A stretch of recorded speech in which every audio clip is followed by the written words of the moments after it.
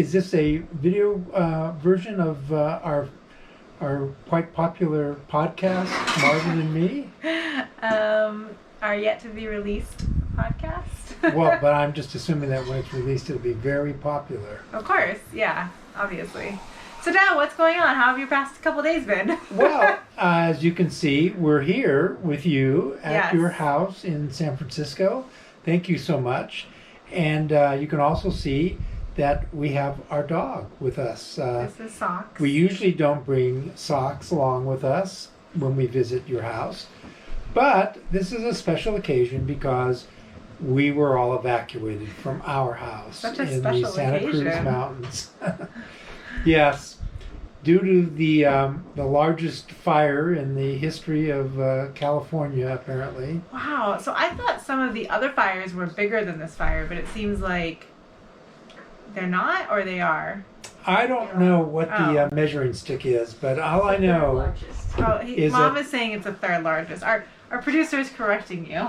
You know, we'll just say that it's a very large fire that has displaced a lot of people. we actually were ordered to evacuate on Friday, but we didn't really know. No, on Thursday. Thursday, that's right, yes. Right, on Thursday. Today's Saturday. Today's Saturday, yes. See, These the days days are blending together. yeah. It's been a very long few days.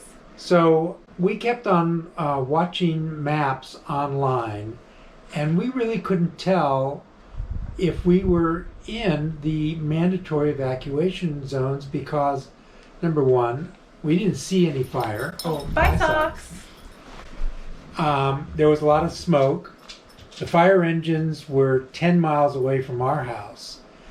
And the maps kept on expanding up to the point where almost all of Santa Cruz County, west of Highway 17, was included. But we live on the very edge of Santa Cruz County. So we thought maybe we were on the edge and we're not in a real mandatory evacuation area. Then on Friday night, No, Thursday night. Thursday night, it just seems like a Sunday today. Yeah. Thursday night, we went to bed. We did pack and Yeah, you guys had quite a bit of time to pack. prepared, but we went to bed thinking that we may not be. But then 11:30 at night, the sheriffs came by on our street. They have a very distinctive siren when they want to get your attention. They were using a loudspeaker, and then I heard some voices. Turned out they couldn't get to our front door because we have a gate. They couldn't get to our neighbor's front door because they have a gate. But the third person down is an 85-year-old neighbor who they were able to get to their door, and they pulled him out and they told him that he had to leave. And before he left, call your neighbors who have gates and tell them to leave as well. So at 11:30 he was calling us. We were in bed. We weren't intending to go anywhere, and we didn't. We just turned off all the lights. Your mom moved her car so it wasn't as visible from the street. But by the time we woke up, we had decided that it really Wasn't worth it. no. We realized we would have to stay inside with the lights off and off the street. And you couldn't go Because- anywhere. I mean, yeah. there's so much smoke, I assume. There was a lot of smoke. Actually, the smoke had cleared. When it was very hot, the smoke was was bad. terrible. But a couple of days we walked the dog and there were blue sky The overhead. problem is the air quality. I mean, out here even, we live in San Francisco and we're out by the ocean, so we have pretty good air quality. If you look at the map down in other parts of San Francisco, it's pretty bad. So a lot of people are coming out west, but during the day it will change. It will just shift, and that's not good. And your dog is little. She doesn't need all that smoke in her lungs, so you don't need it either. Nobody needs it, so it's good to have that.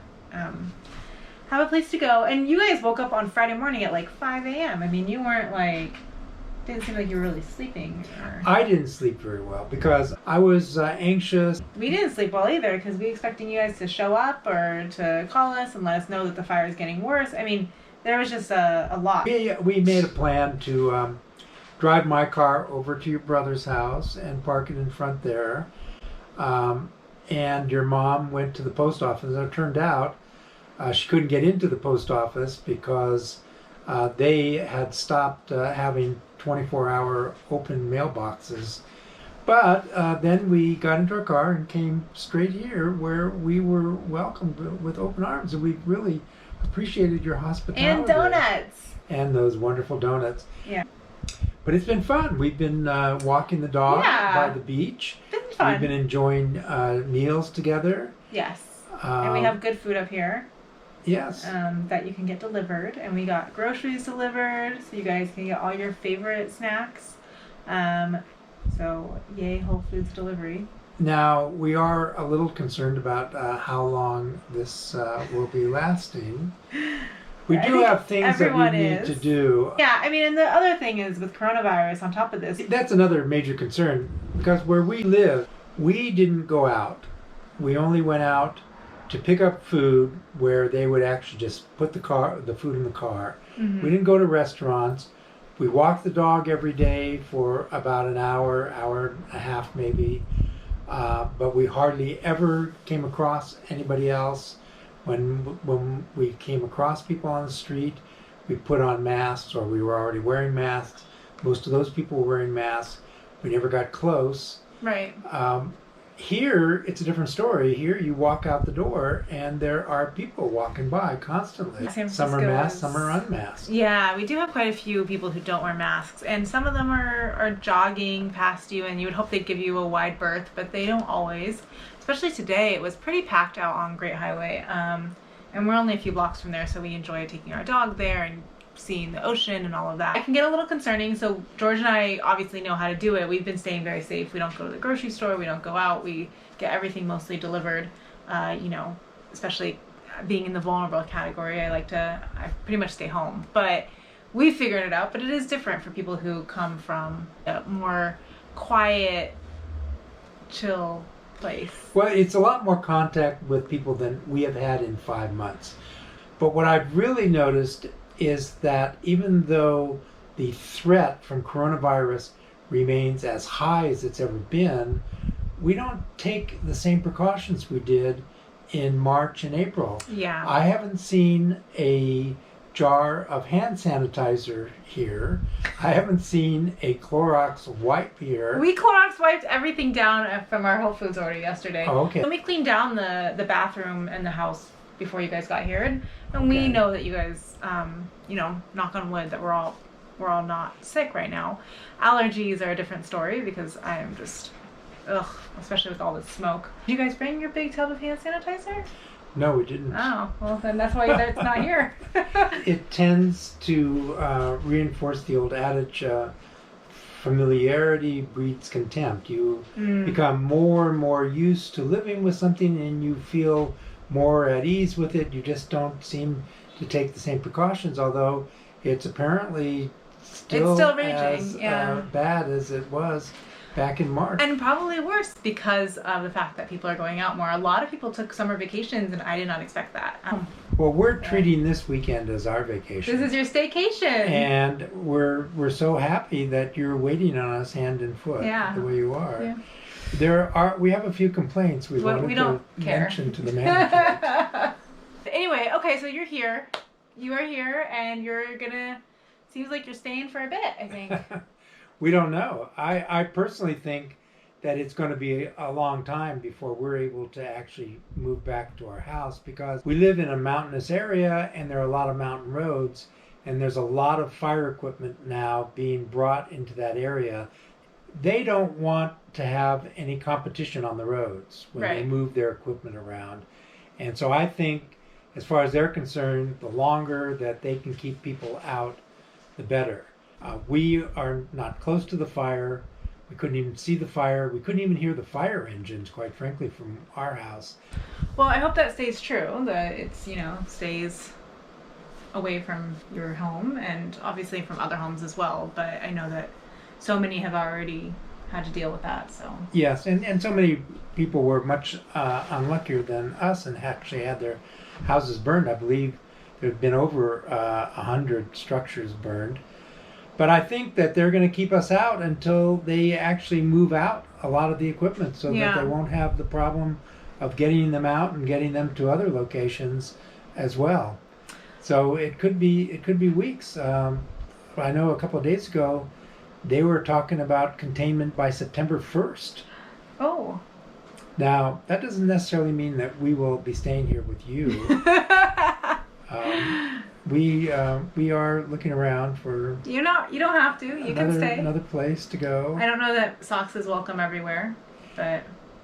Well, I don't know that she wants to stay here either. We haven't asked her. While you guys have been here, she seems a little bit more anxious and more clingy. She's always looking for one of you. If you go to the bathroom, she's very concerned. She's settled down a lot since we've got yesterday here. was a tough day. She you guys got here nervous very early, and she was very confused and probably didn't love all the stops and being in the car for that long. But Moose Bear, our dog, loves her being here. She's welcome to stay if you guys move on. There was a tense moment. I don't know if you knew about this yesterday. Moose Bear came up with a squeaky toy. Oh, that's right. And started squeaking her toy, and Socks got very upset and started barking. I was actually in the shower and worried that something was happening between the two, but we didn't know. I'm not sure if Socks put together the sound with the Moose Bear toy. She thought that the house was being attacked by a giant squeaky toy. And she's such a good guard dog. She's a good guard dog. She's such a good guard dog. Any noise from the television, and she's up barking everywhere. Wow. Well, Moose Bear likes it when dogs are on the television. She will go and bark at them and then chase them off screen. So she actually will see a dog on screen and recognize it as a dog. Yeah, and she'll her ears will perk up. It's really cute, and she'll look at the screen and she'll back and forth, and then if it stays on screen, she'll start barking at it. And then if it runs off, like we used to watch the America's Funniest Home Videos or something, and there'd be a lot of dog videos. And if it runs off the screen, she would, where'd it go? And then she would try to run around and look for it. Socks and our previous dog, Gus, never respond to the TV at all. Oh. Socks responds to the noise, but she never looks at the TV. She sits right under the TV screen. She gets up, starts barking, and then immediately runs outside, because she assumes that every noise that she hears is outside. Gus, unfortunately, was a little deaf and didn't respond to the TV. I thought that or Socks the was noise. a little deaf, actually. She doesn't seem to. Maybe she just doesn't respond to me. She's selectively deaf.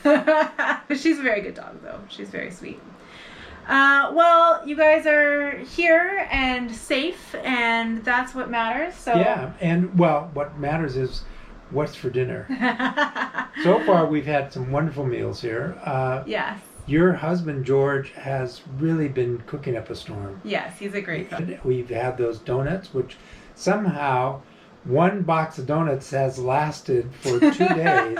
They're really good donuts, and we get them delivered. Well, we live in an area where they don't deliver anything, much less donuts. So this has been a real treat. These are fancy donuts. There's like strawberry Earl Grey and buckwheat peach and lemon thyme. Oh. Well, anyway, we actually have to think about what we're going to order for dinner. We had really good Thai food last night. But I will say that I'm also making delicious food. I made a really good corn and avocado and tomato salad. 2 days you made wonderful salads. Using tomatoes from Mom's garden, which she was smart enough to pack before evacuating. And then today we had heirloom tomato with basil and peach and burrata. And using the basil and again heirloom tomatoes from Mom's garden. So and you actually cooked down the balsamic vinegar. Yes, a reduction. To make it a reduction, which I would never have done. Thank you so much for inviting us. All right, bye everyone. Thank you and bye. Bye.